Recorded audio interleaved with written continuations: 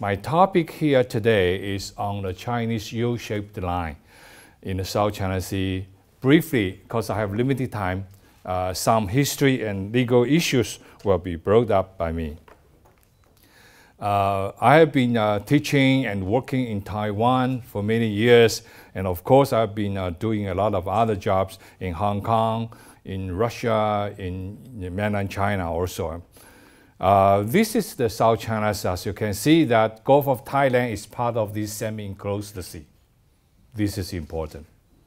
Very recently, 2 weeks ago actually, an American scholar together with a Taiwanese scholar published a book in Taiwan and in English, and they included in their book a map demarcated the line between Gulf of Thailand and South China Sea. That's misleading. Gulf of Thailand and Gulf of Tonkin Bay, up in the northern part of it, are both gulfs of this semi-enclosed sea. And according to UNCLOS, United Nations Convention on Law of the Sea, Article 123, this is a community of an enclosed or semi-enclosed sea. And the littoral states around this water area have their rights and duties to coordinate with each other for the following subject matters: environmental protection, preservation of living resources, marine scientific research, and some other, resource-oriented matters. But anyway, this is the South China Sea, and this is the map. We have seen many maps, some with discontinued, real line, circle it, some with dotted line, Some are, broken, strange lines, but these are all not the line. The line published in 1947 by the Chinese government was like this. Pay attention to two matters. One is each section of this U-shaped line is not just a dashed line. It's a line consists of dash, parenthesis, dot, dash, parenthesis, dot, dash, parenthesis, dot. And that way of line was used and is still used in many other countries' maps as a national boundary line. But it was discontinued. Notice this, not a continued line. Pay attention, number two is that here you have a branch from this line, separating the Philippines, Palawan Island, and Eastern Malaysia, Brunei. So what does this line mean? It's very clear. It's a national boundary line, but it's discontinued. Exactly like those discontinued national boundary lines on land in the 40s, 50s, and 60s. And in the previous decades, we have found that all those unsettled land boundary lines of China are settled today, with only two exceptions. One is part of the boundary between India and China. The other is the boundary line between Bhutan and China. The unsettled part is only 500 meters, and nobody really wants to settle it today. So it was like that. All the other long land boundary lines unsettled are settled today. By what? By arbitration? By any third-party adjudication? No. By negotiation. The very basic diplomatic talks. And here we have some difficulties. It's not settled yet. So legally speaking, what is this? Gentlemen and ladies, I've been teaching law of contract for years in China, including Taiwan, Hong Kong, Shanghai, and even in Beijing on some occasions. Also, I have been teaching Anglo-American law of contract. So sometimes in Russian or in Seattle, I would have the chance to talk about the Chinese and comparative law of contract. In contract, a gesture like this does not constitute an offer. Because if it's an offer, once it is accepted, immediately an agreement is reached, and it will be binding for the offerer. So this kind of discontinued national boundary line offered in 1947, 2 years after the 1945 Truman Proclamations was intended as an invitation to negotiate. In contract law, we call it invitation to offer. Then you have a chance to negotiate. So you could regard this as a kind of working line before any agreement can be reached. For example, in year 2004, between China and Vietnam in this Gulf of Tonkin, or Tonkin Bay, a boundary line was demarcated after negotiation. But unfortunately, this is the only maritime boundary line between China and its neighboring countries in this region. Okay. Other countries have not yet initiated or accepted the invitation by China to negotiate for the maritime boundary. Okay, so what about water within this U-shaped line? Is it international water, as the US naval people would say? No. What is international water? In UNCLOS, in the convention, there's no such a term. When they mentioned this international water, they meant high sea. That is the legal term used by the convention. But is it high sea? Obviously not, because all these water areas within the U-shaped line was encircled by some countries' exclusive economic zone, and very seriously overlappingly claimed by these countries. These waters, territorial seas or contiguous zone, of course not.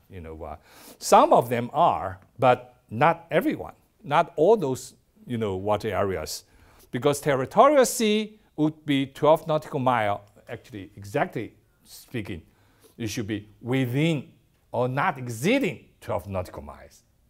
All these figures, 12, 24 nautical mile contiguous zone, 12 nautical mile territorial sea, or 200 nautical mile easy, are all ceilings. The maximum claimable distance you can claim from the baseline measuring the territorial sea. But anyway, it is easy, of course not, within this U-shaped line, not all the EEZ of China, okay? Is the strictly defined high sea. Strictly defined high sea means the water area beyond 200 nautical miles of coastal states EEZ. All these answers for these questions are no, no, no, and no. So what is it? A lot of people ask this question. Let me be honest to you. There's no other answer you can find except historical water.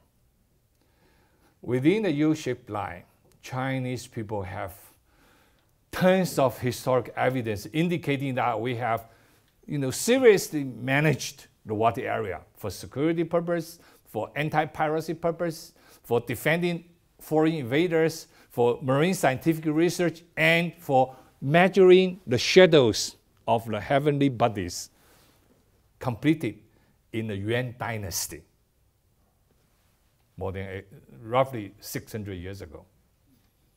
So you see, we have all those, not to mention, I forgot that, the most important, fishery, okay, catching fishes. So whenever I talk about South China Sea issues, I insist to mention 3 levels of them. Level number 1 is the whole semi-enclosed sea. According to the UNCLOS article provisions, littoral states enjoy those kind of rights and duties to coordinate with each other. So it's a community. Second level is the U-shaped line, where the Chinese, with their evidences, enjoyed their historical rights. As to what kind of rights and what are the items of these rights they can claim, find it out from the history evidences. If you don't have that evidence, you don't enjoy that right. For example, drilling for oil and gas. Did we ever drill for oil and gas within the U-shaped line in the previous hundreds, if not 2,000 years, when Han Dynasty discovered and recorded their navigation activities in South China Sea? No. There's no such right based on historical evidences. Then some people will say, then Chinese cannot drill for oil and gas within the U-shaped line? The answer is no. You're wrong. Of course they can drill for oil and gas. Based on what? Based on UNCLOS, the convention. China, as a contracting party state, enjoys the right to drill for oil and gas from the land area extending for its territorial sea or EEZ, or extended from the land into the seabed, the submerged landmass of continental shelf, which is actually today's scientific definition of continental margin, which includes continental shelf, continental slope, and continental rise. So you see, it's a sort of complicated matter. Then the level number 3 would be the islands and the 12 nautical mile territorial sea around it, where the coastal state, which is China, enjoys sovereignty. Today, the very basic issue we are facing here is who owns the islands? Because in United Nations Convention Law of the Sea, UNCLOS, it has been a very clearly defined principle of law that land controls the sea. If you don't enjoy the right of land, you don't enjoy the right of the sea, extended and measured from the baseline of it. That's it. So here we are facing a real core issue. Is it an artificial island China is building, constructing in the spread islands for Yong-jeou, Chu-bi-jiao? No, these are not artificial islands, because they were island already when we started the construction jobs. What is the definition of island? Let me recite the provision for you. A piece of land, larger or smaller, surrounded by water and merged at high tide. Island. In the same article of Article 121, paragraph 3 mentioned that rocks which cannot sustain human habitation or its own economic life cannot enjoy 200 nautical miles or continental shelf, period. What does this mean? It means rocks are islands in the same article of regime of island. It's only paragraph 1 or paragraph 3. So these rocks are still islands. If they are low tide elevations, then they are not rocks. But what is the definition of low tide elevation? Low tide elevations are those land mass submerged under the sea. Even at low tide, they could merge temporarily, but at high tide disappeared again. That's low tide elevation. But even for low tide elevation, sometimes it could still enjoy 200 nautical miles of EEZ. How come? Let me explain this to you. It's complicated. It's a matter of lawyers. By definition, if a low tide elevation locates completely or partially within the territorial sea, then from that point, you can use it as a base point when you demarcate your straight baseline, not normal baseline, which is low tide baseline. When you demarcate your straight baseline, that kind of point is legitimate point. Then from that point, base point, you can measure 200 nautical miles easy. So you see, even low tide elevations are very important. But the Filipinos are trying to cheat the arbitration tribunal, saying that all these islands spread are low tide elevations. Nonsense. Or those who are stationed, who are having human habitation, are only rocks, not islands. And they cannot claim for 200 nautical miles. They want some explanation from the arbitrators. I've been doing arbitrations. Believe me, it is the duty of any arbitrator, any justice, judges, deciders, to pierce the veil. In company law, I hope we have lawyers here today. In company law, there's a so-called principle of piercing the corporate's veil. Why the judge has to pierce? I have only 5 minutes left. So it will be difficult for me to complete anything. But anyway, believe me, it's the duty of the arbitrators to find out the truth, but they are not. They're only listening to the Filipinos to say this, and they want to make their money by doing the arbitration jobs, and they will pay by hour, billable hours. And Okay, so these are not artificial islands. They are islands. And, okay, let me skip this. But why these islands are Chinese islands? By occupation. The Filipinos also mentioned that they, by occupation, principle of occupation, they have these islands owned by themselves. But these are not correct. Let me say this, mentioning 3 points. Textbooks, Chroma Brothers exploration stories, and the U.S. request permission to visit the spread islands in 1960s. Some people say that when you say that you demarcated your in 1947, you demarcated the U-shaped line and claim all islands within these islands or Chinese territory. We didn't even know you demarcated the line. Many people believed so because they really didn't know it. But they were private individuals, not the countries. The countries realized it very clearly. In 1945, President Truman issued 2 presidential proclamations. One started the concept of easy, within a reasonable distance of my coast. If you want to fish, you get my permit first. Another presidential proclamation mentioned that, well, next to my coastline, with the shallow water area, with the average depth of no more than 200 meters, the submerged land continental shelf on my area. If you want to drill for oil and gas, you get my permits. That kind of presidential proclamation were issued. And then, after that, 1945 action, many countries began to draw lines at the sea. Some 200 nautical miles, some 300 nautical miles, some 150, some 50, some 25, some 35. China, with the help of the United States Naval Office, demarcated the U-shaped line in 1947 and issued in December. These 3 cases would prove that people realized that in the 1940s and the previous and the later years, the U-shaped lines existed. In 1940s and 50s, these are some of the books I discovered from the used book stand in Jakarta. When I was younger, I visited Jakarta many times. Once I crowd into the wooden stand and find out some dusty used books. And I bought them all. And these are very interesting evidences. This book of history, published in 1950, okay? And then approved by, the Indonesian government for the overseas Chinese school in Indonesia to use. And look at these records. And if you read them, you'll find they recorded and acknowledged the history and occupation of the South China Sea.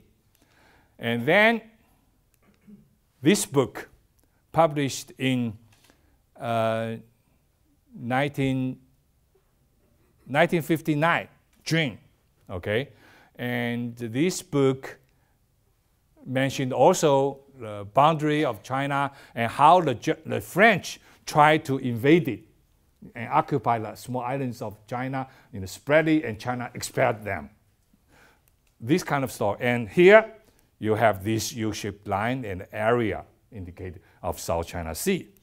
And then this book, published in 1955, with this U-shaped line. Even James Shaw was demarcated as the southernmost point. Okay, I have only 1 minute.